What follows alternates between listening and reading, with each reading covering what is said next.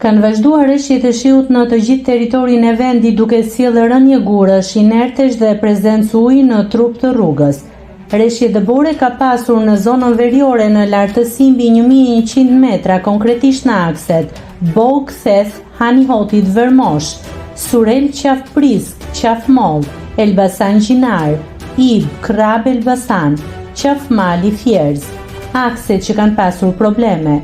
Qaf Dushk Sevaster, qarkullimi me një korsi për shkak të ngushtimit të rrugës. Valare Erin Çajup, rrëshqitje aktive, aksi i bllokuar në këtë vend po punohet për hapjen.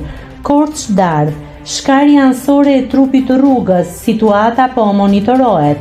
Përmet 3 urat, ura e Petranit, shkarje masive aktive, zgjerimi çarjes rreth 10 cm.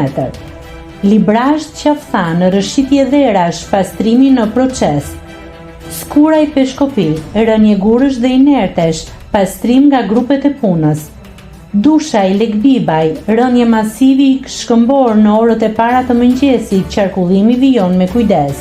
Shkalla e Zez, Gjirokastër, rrugë një kalimshe, kërkohet vëmendje e shtuar. Llogara, ka mjegull të dendur. Kontraktorët me mjetre dhe punëtor janë në terren pa ndërprerje për të bërë pastrimin e akseve rrugore.